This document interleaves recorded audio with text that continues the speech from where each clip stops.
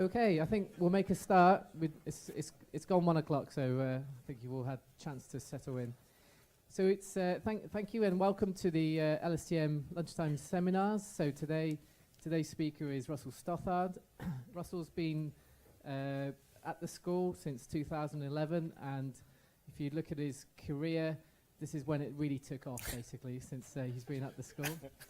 So it's a great pleasure to have Russell speak to us today. So Russell's career is focused on schistosomiasis, and I think today he's going to talk about work that he's done within the Research Centre for Drug and Diagnostics in terms of praziquantel treatment of schistosomiasis, and especially the observation of underdosing and neglect of children, and then also how that work has gone on to the findings of that work trying to affect policy and his work within the Countdown Consortium.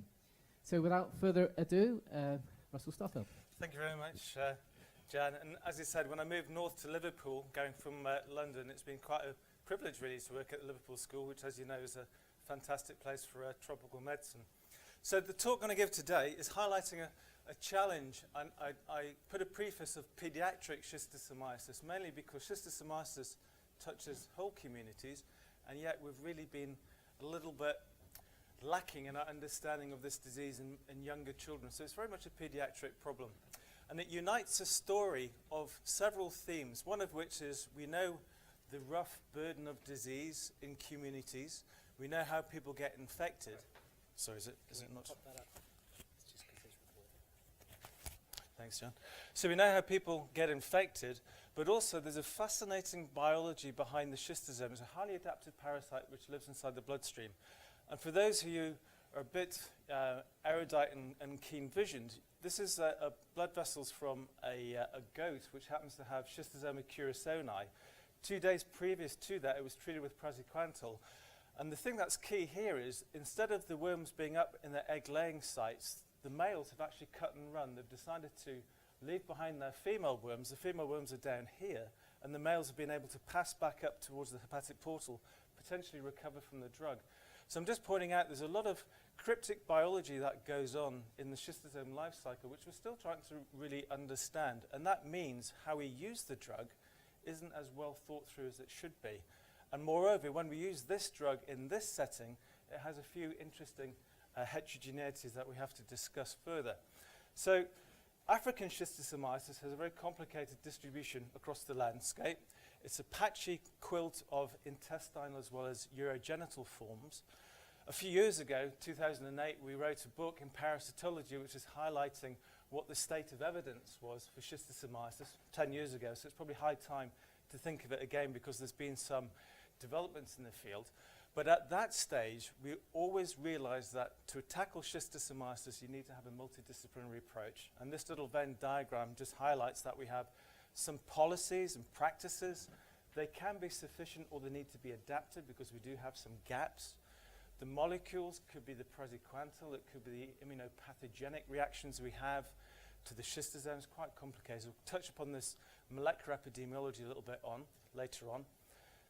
Parasites evolve, and the schistosome is a past master at being able to change itself as well as adapt its populations to selective pressures. So we like to try and monitor that in the framework of epidemiology, which could be surveillance and monitoring of control programs, or it could be pure academic research, I suppose, just to understand the intricate biology of the schistosome. That often unites with field work. It can be field work specific to the parasite. It can be field work to look at how people are affected by disease, so it links with social science. But collectively, we always think about control-based interventions and are they appropriate to tackle this very pervasive infection. And just to highlight that, I could spend a whole afternoon talking about schistosomiasis in school-aged children and adults, and yet we forget some of the more important things. This crosstalk that we have, we often don't embed it as well into early pediatrics. And just to point out, you may be aware that there was an epidemic, and there still is an epidemic, of urogenital schistosomiasis on Corsica. That was in fact first detected in a 4-year-old child and not adults. So it was a child that had persistent hematuria which was recognised as being a disease state. Then it turned out the child had never been to Africa, but had been to Corsica. So that flagged up a new change in transmission of Corsican urogenital schistosomiasis, which is actually caused by a schistosome hybrid between either Schistosoma bovis or Curasoni, which you saw from that goat, with the more traditional Schistosoma hematobium. So, to focus on that thing, or the problem that we have with schistosomiasis, is a very pervasive disease across Africa. This map is basically the static prevalence of the disease measured by egg patent infections across Africa. So in Tanzania and Mozambique, static prevalence is 50%. So 1 in 2 people in Tanzania have got schistosomiasis, either urogenital or intestinal. Other parts of Africa, Ghana, Mali and so forth, equally high burden. But there's pretty uniform distribution. It's common throughout much of the territory of Africa, but it's focalized often into very highly endemic zones where everybody can have the disease. Now, what's important is when we think of that burden and we think of control programs, it's quite easy to estimate the amount of praziquantel that's required each year by country.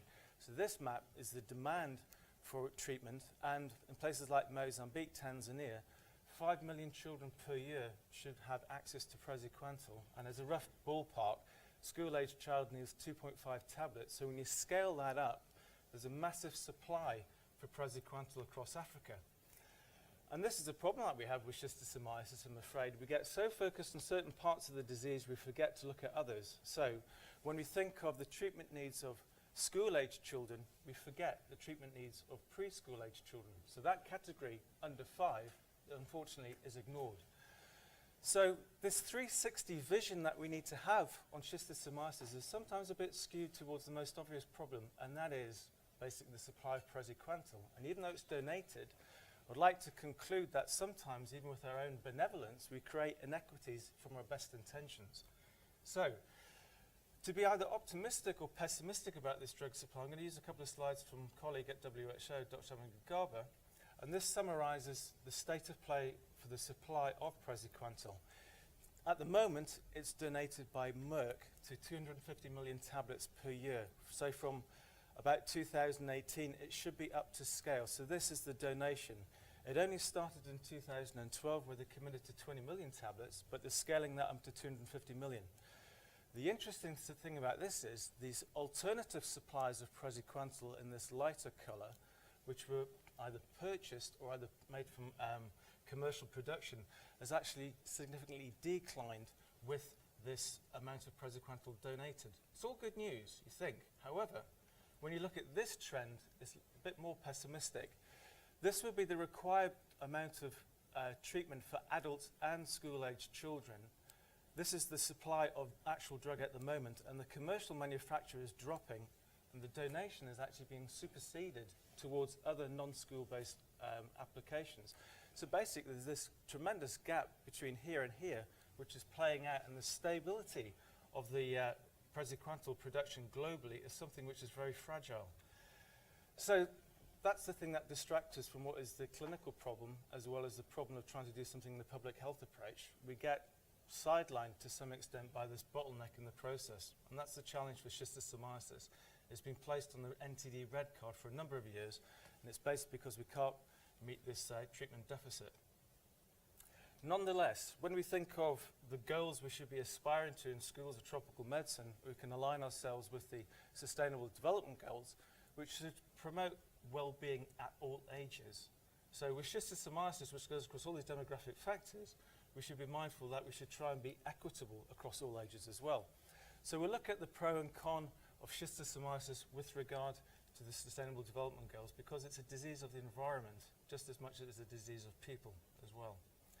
Now, there's been much talk in the school, which is good, to encourage multidisciplinarity and also to have a wider vision on a clinical or a public health problem by using different techniques. And I was delighted to give a talk at the start of this year's master's courses to highlight this, especially so because one of my own personal favourites, Richard Burton, this is a photograph of a painting in the Royal Geographic Society of Burton. He inspires me equally as much as he's inspired this edition of Nature. Why did he inspire me? Well, he was perhaps the first cultural anthropologist in Africa, but also he was an excellent cartographer. Contemporary of David Livingstone, And the punchline here is he also had schistosomiasis. Perhaps he didn't know at the time. He had a very colourful life. But it's just to point out that a lot of his observations on water contact, cultural practices, are still relevant today, and yet our understanding of the disease hasn't advanced as forward as we would like it to be. So also, I'll introduce you later on Countdown, which is a DFID consortium, looking at NTDs in a more holistic way and trying to encourage crosstalk between disciplines. And that is something which we're hoping to pioneer within the school, which is really trying to show, respecting other people's skills as well as having effective communications, not only internally but externally towards the broader NTD community. So the NTD community, as you know, can be split into two camps. The NTD brigade is either those focused on individual disease management, disease such as borreliosis, leprosy and so forth, and then the other one's preventative chemotherapy approaches, that's the delivery of treatments. That unites diseases such as onchocerciasis, lymphatic filariasis, schisto, as well as soil-transmitted helminths and trachoma. So we know there are problems in bottlenecks of the delivery of treatments in Africa, and Countdown was conceived to actually understand those bottlenecks at a variety of different levels. So we have 5 different research themes. We have evidence synthesis with Paul Garner, applied social sciences with Sally Theobald and teams, Lewis Nissen with economics, but I'll just go back to the fact that we also have some other biological problems which cross-talk with that. We have Mark and Joe and Lisa with macrophilariocytes and vector control for LF and onco, but I'm going to turn my attention very firmly to some of the work in Countdown on the schistosomiasis and soil-transmitted helminths. That brings together diagnostics and also the equity of interventions that we have to address the problem we have with schistosomiasis. Excuse me. Now, most disease problems we have today can be thought back in terms of the history. I'd just like to point out that looking forward, we should also be mindful of the past. I happened to write a short paper introducing Countdown to the broader community, but also acknowledge the fact that 100 years ago we started to understand the life cycle of this disease, which was on accordance of Lipa's work in Africa.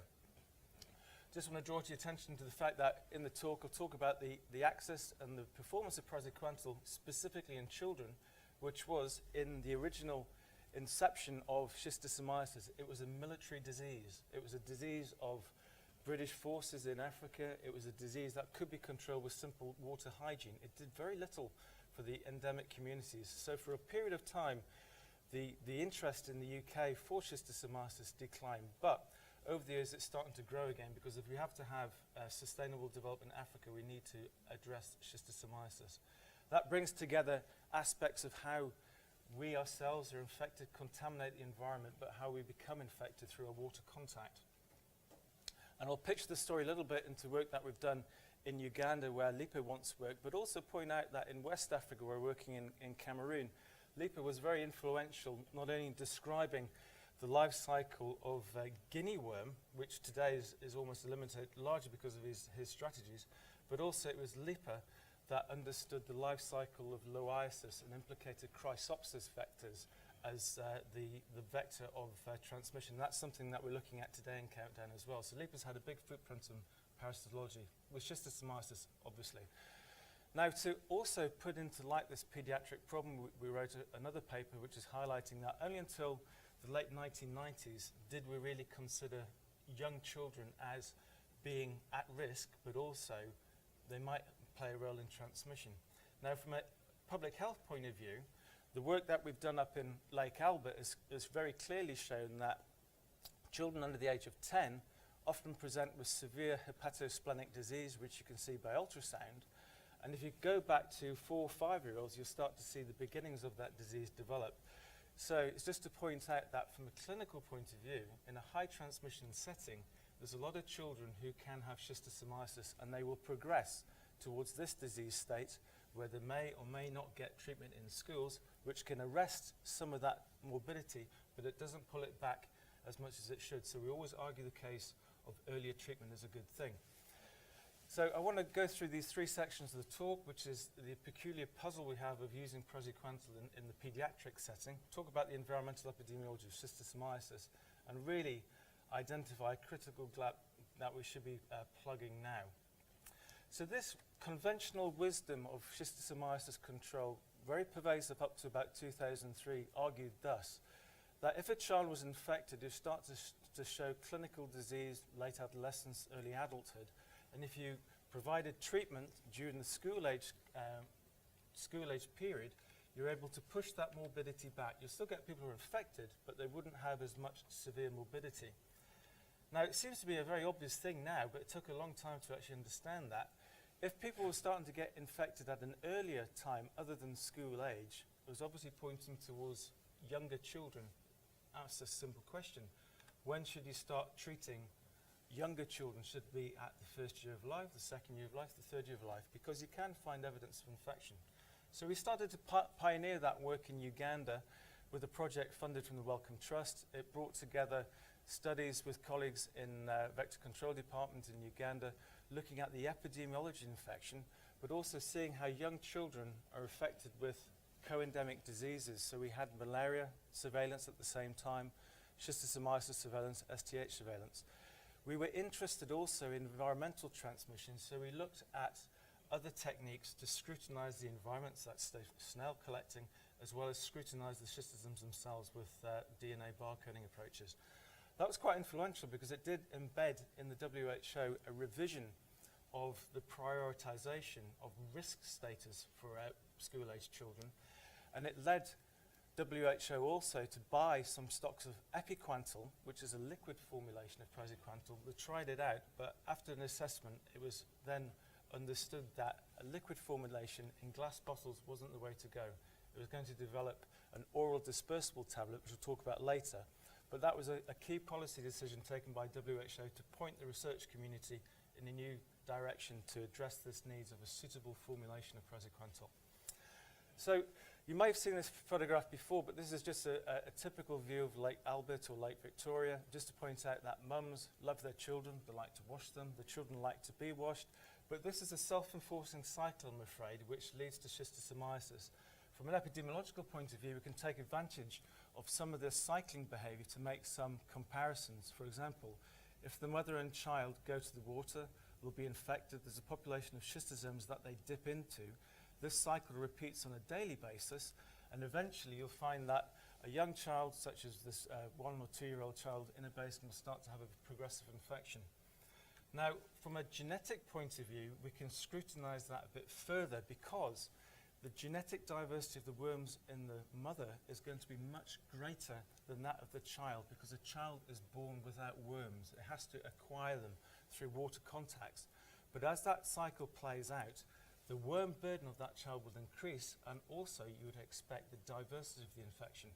If you treat them with praziquantel, hopefully it sets the clock back to 0. They both become parasite-free, but that cycle then starts to go on. So that was a fundamental background of how we scrutinise the epidemiology of the disease. So with our several villages on Lake Albert and Lake Victoria, we mapped the distribution of households, which are the black dots. We were often based out of small camp settings in local environments, no electricity, no water, so it was a bit of a challenge to make things work. Got to know the communities very well, understood some of their water contact behaviours, and also realised that the fragility of the health system at that periphery was quite weak. There was no interest in delivering praziquantel pretty much out of health centres, even in a high transmission zone in that part of Uganda, so it's quite shocking to see. So with regard to that transmission aspect, we've pioneered some other methods which are recording the geolocations of people and quantifying with a data logger where they are and how long they're doing something. We deployed it to several of our mother and child pairs just to prove the point that if a child was treated, how often will they be going back in the water, and if so, how often you have to retreat them, because that's something which wasn't clear until very recently. So just to point out, the mum and the child doing the water contact, recording those snapshot of their activities.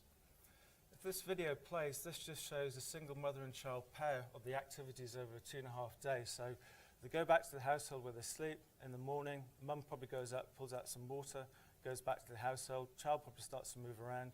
Child may or may not accompany the mum to the shoreline to either collect water or just be there for either washing.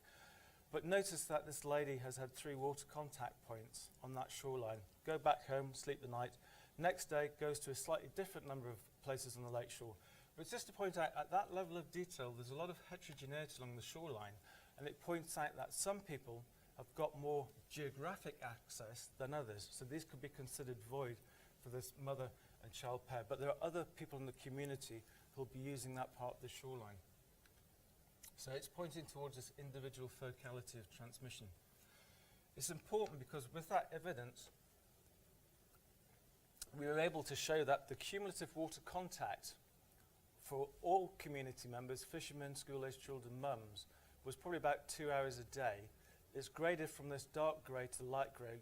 This darker grey is what you consider to be time in the hot zone. So it's like water contact between 12 o'clock and 4 o'clock in the afternoon when the peak number of cercaria are present.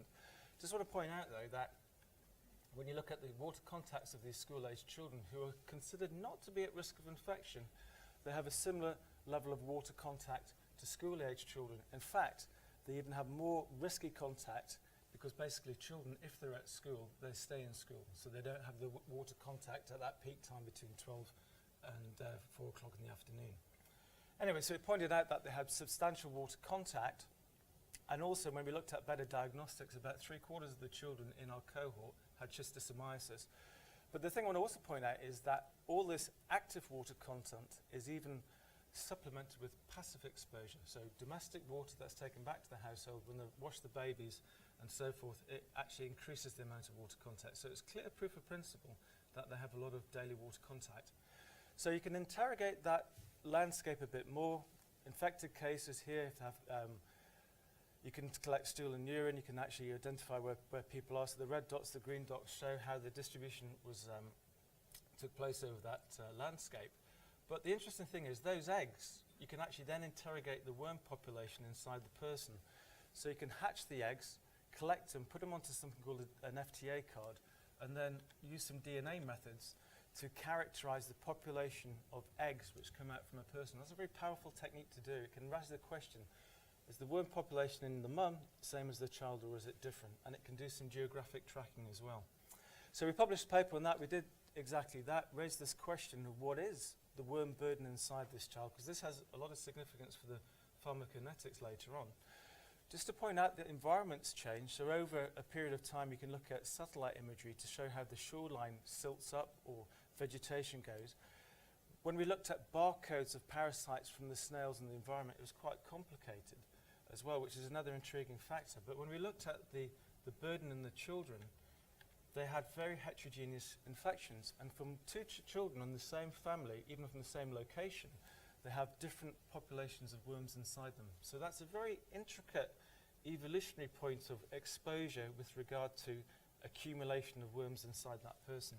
To cut a long story short, this worm genetic fingerprint inside individuals is exactly that. It's an individual specific event, and it can give them a historical signature of that accumulation of water contact. But also, I believe that when we think of drug responses to the parasite, it's a non-uniform population we're looking at as well. Now, the reason why we've got worried about this PK/PD problem is in our cohort, which we followed about 600 children, we had some subsets which we looked at in greater detail. This is an egg intensity plot through different times up in Lake Albert, where we've followed them, established them at baseline, 6-month follow-up, 12 months, did a drug efficacy study at 2 time points. And just to show that this dynamic is quite noisy, but you can split it down to a few factors. You can find some people over that time point which may have cured at the end, but maybe didn't during the period of the study. Some children who never cleared, and then also, who cleared at some point, but not necessarily at the end, and then a subset of children who just never cleared. So despite having 4 or 5 treatments of praziquantel, we didn't cure their infections.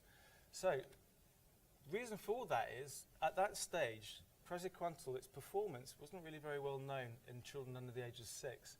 All the pharmacokinetic evidence was really accumulated in adults, and that was translated back down to children. So praziquantel, made by various suppliers, some parameters of the drug. The most important thing is the stereoisomer, so you have R and S forms, which are equivalent to the old dextro and levo forms.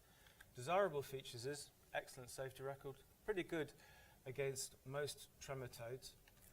Limitations, inactive against immature worms. So if you've got immature worms inside you because of cumulative water contact, it's quite easy to become positive again. Also, the tablets are rather cumbersome. They're quite large, don't taste very nice, and the global shortage in supply.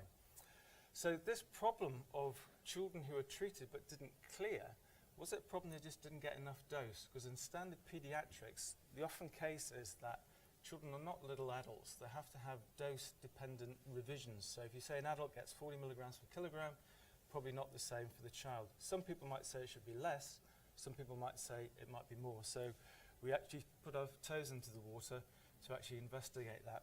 So that's the great thing we bring out of the school. With Steve Ward, Dave Waterhouse, and people in the RCDD, you could say, well, have a go at this problem. So this is exactly what we did. Publish a paper with colleagues, pediatrician colleagues. We had a subset of 60 children who we gave 40 milligram dose, 60 milligram dose, collected blood, snap froze it in liquid nitrogen, brought it back for Steve and Dave to analyse, to look at the racemate of the drug as well as the metabolites. And then with a bit of PK/PD modelling, we're able to get an insight into this problem. The first surprise was this chart here, which shows either in blue or red, this is the bloodstream exposure levels of the drug. We gave them out at either 40 or 60. Now, if it was very obvious, we'd see all the blue lines would be in one group, all the red lines in another, but immediately you can see it's a very noisy system. And also the fact that the inactive isomer was much more common in the bloodstream than the R-active one, which is an intriguing instance to kind of to explain. It comes out a bit of complicated biology of the schistosome. Anyway, broadly speaking, it's a noisy relationship between exposure in the blood and dose, but also the fact that the hepatic portal vein location of schistoma mantsni also throws another spanner in the works to know what is the actual dose in the HPV system as opposed to the peripheral blood system. And also there's a strong dogma which has now started to recede that we believe the S is actually active as well as the R. So that's got significance for the pediatric formulation. Now cure rates, the take home of this story is, well, if you looked at antigen tests in addition to egg excretia, no child achieved full cure. So both 60 and 40 milligrams were inferior. But I think looking at some of the cure and the egg reduction rates, you go for the 60 milligram. But both of them are inferior when you think of the actual antigenicity positive in the human host. It just points towards the fact that the number of worms inside a typical child is not in the order of tens. It's not in the order of thousands. It's in the order of tens of thousands. So if you try to knock those down with a single treatment, you could probably get 10,000 worms down to 5,000, 5,000 worms down to 1,000, but you don't get parasitological cure, so you have to retreat again. So some statistics that went on about the area, the exposure time, the dosing, and so forth.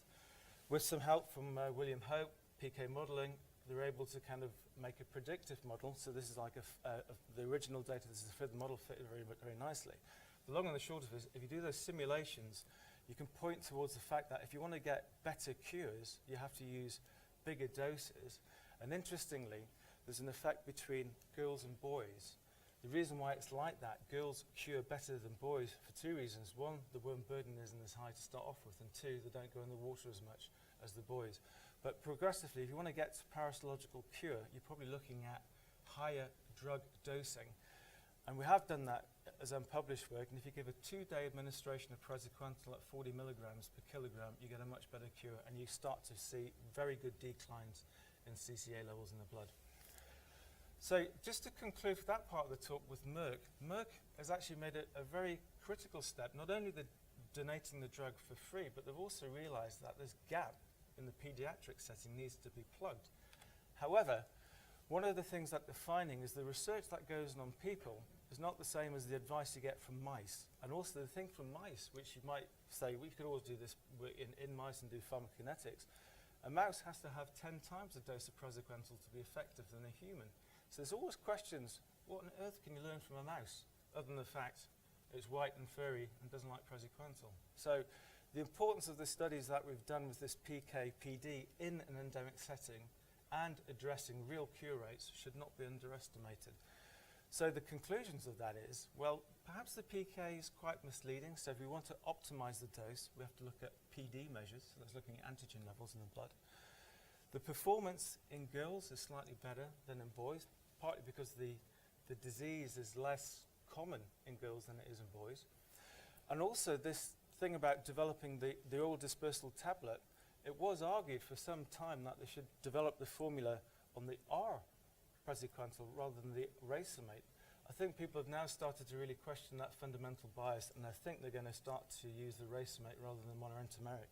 So this is what we're all waiting for. We're going to commit to producing this formulation in by 2019. That's a typical tablet. This will be the oral dispersible tablet, so you'll be able to put it on the child's tongue, take a little bit of water, and it'll be sufficient to be able to take that without any risk of choking.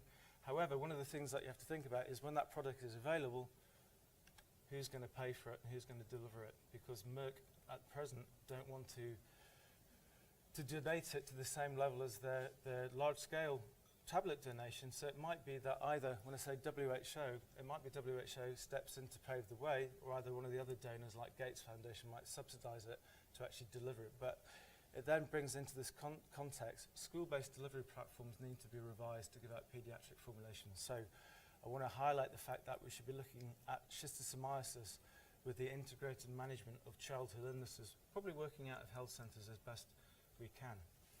So I want to change gear a little bit and then highlight some of the research that we've been doing on pediatric formulation and epidemiology is very relevant to the broader picture of schistosomiasis.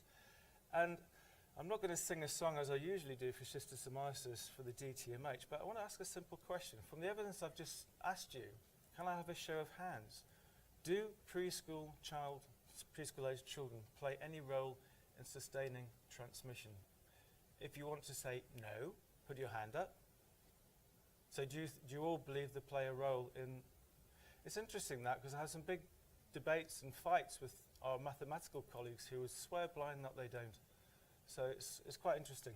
Anyway, the reason being is, this is a nice photograph from Gelfand in the 1960s. In the sense it's a terrible photograph. It shows the realities of intestinal schistosomiasis in children who never had access to treatment. So this hepatosplenic disease. But the reason why the epidemiologists get themselves in a bit of a pickle is they use this age prevalence curve here.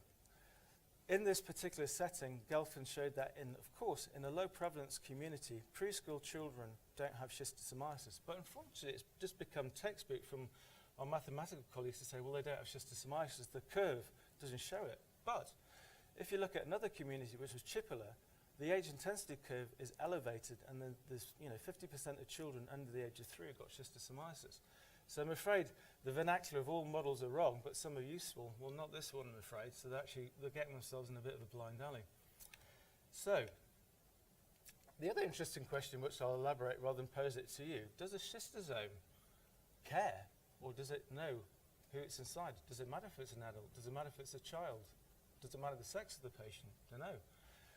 But I think I would argue that that demographic from a schistosome point of view is perhaps not important. It's understanding the place of where it finds itself, the geographic place, which brings in together the idea that if we try to control this disease, we have to think about the contamination and exposure events. So this is a little paper that we've written recently in Trends in Parasitology. And just to highlight that a bit further, we can think of contamination events. So we can have pit latrines. We can have pit latrines that have nice exits into water, which contaminate snails. But that aspect of that wash is slightly different to the exposure. It can be linked, but it is a little bit disjoint. So we want to be mindful of how we tailor our strategies to address exposure and also address contamination in a very appropriate manner. I'll run through this very quickly because I know we're short of time, but I just want to point out the thing that we get wrong with the schistosome life cycle is thus.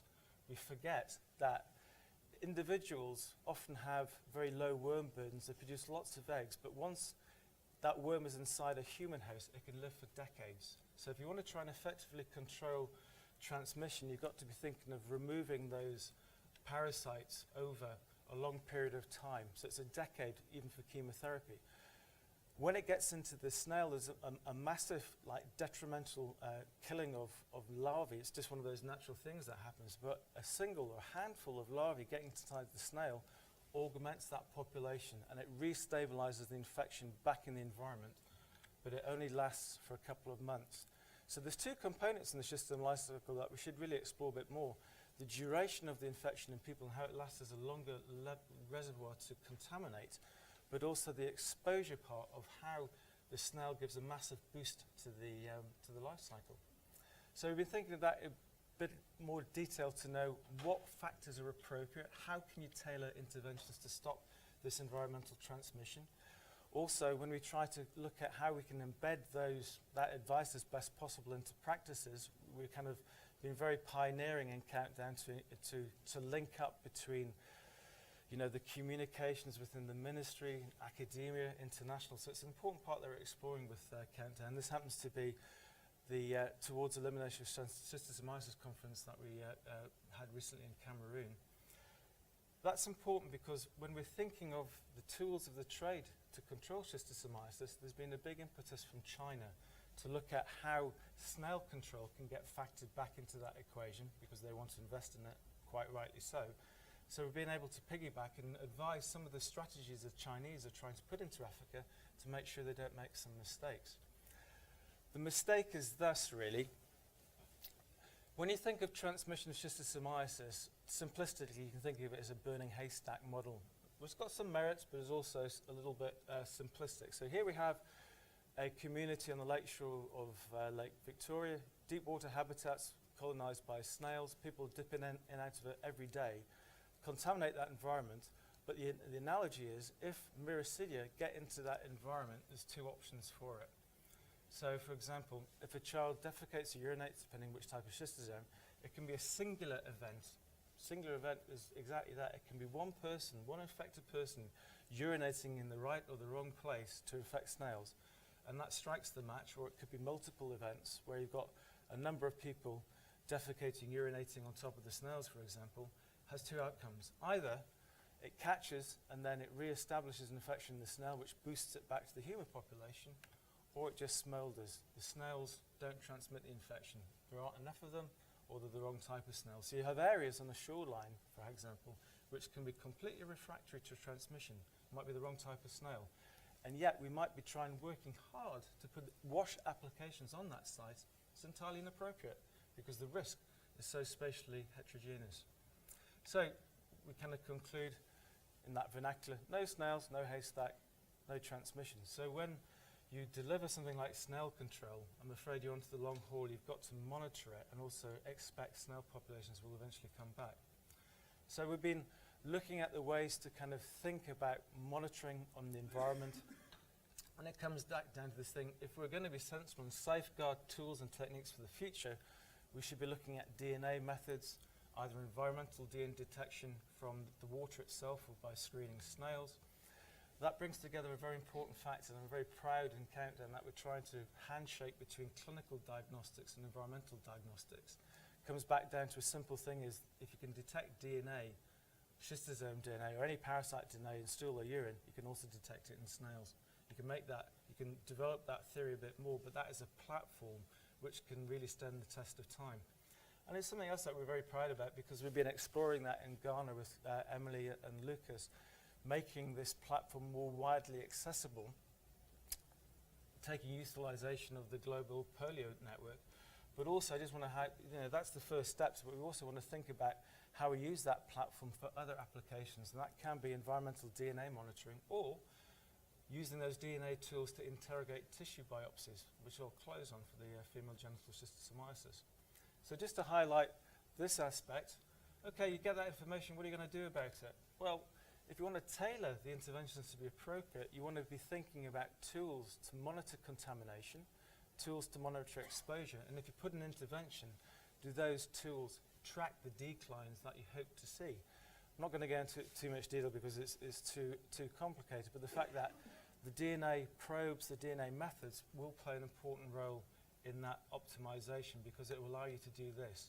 At the moment, we have mass drug administration, plus what? With snail control. Well, in areas where we might have high contamination, low exposure, we can use different diagnostic tools in the human population, which is an important policy thing, but also we can augment wash-related behaviors which promote contamination declines, and also we might be thinking of selective treatment for people who are the contaminators, so we can try and knock it down specifically rather than going for an MDA approach. Flip side is, if there's low contamination, highly susceptible snails, high water contact, okay, traditional diagnostic tools sufficient, you're going to have to increase MDA in cycle number twice a year, or even intensify MDA with selective treatment to those people who've got high risk of exposure.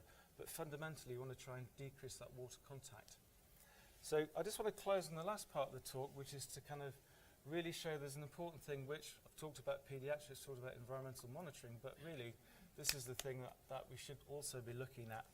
School-aged children, okay, they have some access to treatment, which is good, so you consider that as being fairly successful. Mums and children, very little access to treatment, so this is perhaps a health system effect that needs improving. I think this is a health system failure. I can't justify it in any other terms than what we have at the moment, so this is really a blight on women's health in Africa, as well as future child development in Africa if we don't get this right. So to reposition that focus on the female genital schistosomiasis, Countdown was influential in bringing together a group of experts to start to acknowledge this problem and also discuss it in the context of HIV and HPV, human papillomavirus. And at that time, a new tool came out, which is the Atlas for Genital Schistosomiasis. So colleagues in Norway were pioneering the clinical investigations of urogenital schistosomiasis in women. And these are images of the vaginal cervix and the cervix of ladies who have got female genital schistosomiasis. The pathology is very clear cut. You can see yellowings of the surface. These are accumulations of eggs forming granula mater. And just to point out, this is the statements from the Atlas. FGS is currently diagnosed by lesions on the cervix. You can see, if you see them, you can record it. You can take a digital image. You can use a colposcope. Visualization can be improved by this technology, so access to gynecological services, you should expect to see it. Current lab techniques are inadequate for diagnosing FGS, so in other words, the surveillance system needs to be improved. But if one FGS case is seen, there are probably many more others in the same area, all who have used the same source of water at risk. It is especially important to identify children who may also have early schistosomiasis. So we've got some very clear guidelines. And then, not to give you a freak show, but the other interesting thing is if you have pronounced female genital schistosomiasis, you have revascular modeling of the cervical cervix, the mucosa is friable, you touch it, it bleeds. It's obvious. There must be risk factors for transmission of other diseases there, and yet people are still a bit reluctant to do it. So we wrote a review bringing towards that case reports the evidence, highlighted that in the countries that Countdown's been working in: Cameroon, Ghana, Liberia and Nigeria. So the disease is there, it's just not being reported as well as it should. Colleague Sally also gave her perspective on the problem through personal experiences, but she also concluded in this latter part, which you can't read, but I'll read out. So she says, a robust health system action that brings together the NTD context with sexual and reproductive health and HIV communities to address the scale-up in treatment and surveillance for urogenital schistosomiasis, I'm afraid is still lacking. So we really need to kind of push the boat out a bit more to get this handshake between these different services and embed FGS surveillance. So we've done a little study in Nigeria with colleagues just to point out it's there. So women who have got urogenital schistosomiasis in Nigeria, 50% of them, if they undergo colposcopy, they've also got FGS, so the evidence is quite clear cut. I'm very glad to say that WHO will start to take notice of it as well, to show that there should be a handshake within WHO and the UNAIDS division as well. But I want to close on this final thing. Okay, we talked about pediatric schistosomiasis, talked about environment, but in the context of female genital schistosomiasis, shouldn't its surveillance be part of the scale-up, Sustainable Development Goals when we think of vaccination for papillomavirus as well as cervical cancer screening? If we miss that opportunity, I think schistosomiasis is going to stay back in the doldrums. I'm afraid there's going to be a lot of women suffering unduly because of it. So that's our multidisciplinarity and nature of schistosomiasis. I call for it, don't forget our preschool children. And we have some conclusions which I just want to very briefly highlight from that Cameroon meeting that we augmented, is just to say we have to have better access to praziquantel throughout the health system. It has to be available throughout the year, not constrained by MDA. And also, we should be looking at greater interest in the complications of urogenital schistosomiasis with regard to female manifestations of the disease. We spend a lot of time looking at the environmental epidemiology, but we're going to have better focalized maps of how to intensify our applications and interventions. We want to bring together a variety of those players, handshake between the environment, handshake between public health, but also not forgetting it's a difficult thing to communicate back to the people who have the disease themselves. And that idea of communicating effectively to people who have the disease and nurturing their own interest to do something about it is very appropriate, and that's something I hope we can achieve with Countdown. So just to say thanks to my colleagues at Liverpool School, London Liverpool School, sorry. With some slip of the tongue.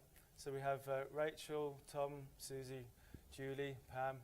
That's the core team of Countdown, but we have representation across all departments, as we said. Just want to say big thanks to Steve and Dave, who walked me through the navigation of PKPD, and also other colleagues in the GSA network. So thank you very much.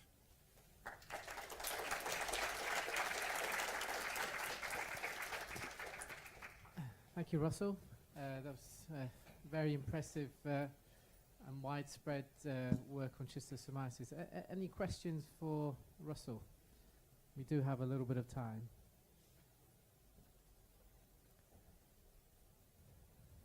Often I get asked, will it come up in the exam for those students? So I think some things might be. Perhaps I'll get the ball rolling.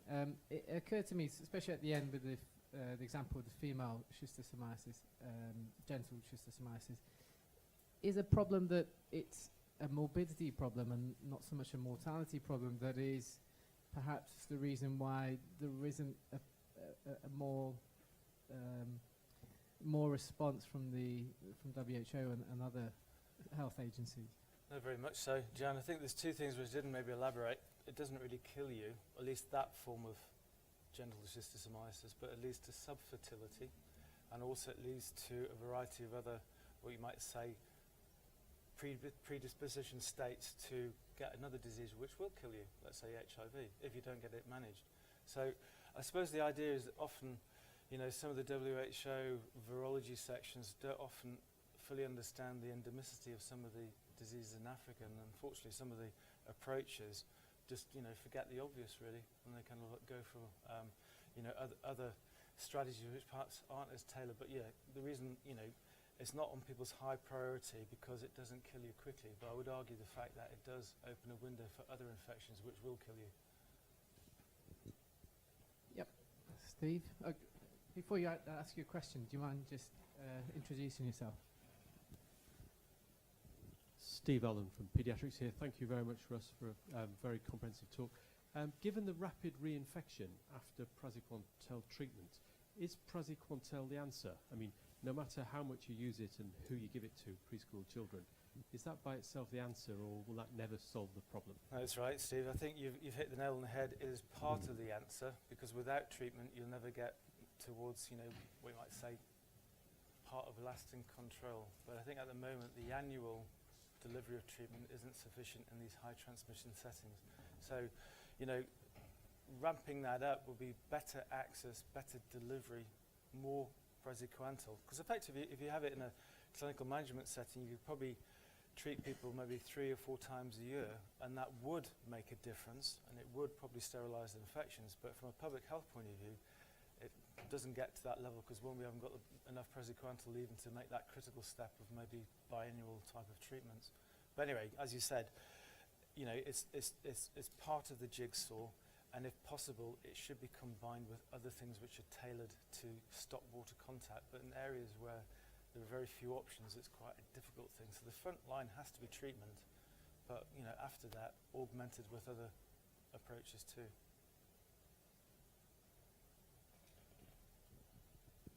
Any other questions for Russell? Okay. Well, can we just thank Russell one more time, and thank you for coming. Thank you very much.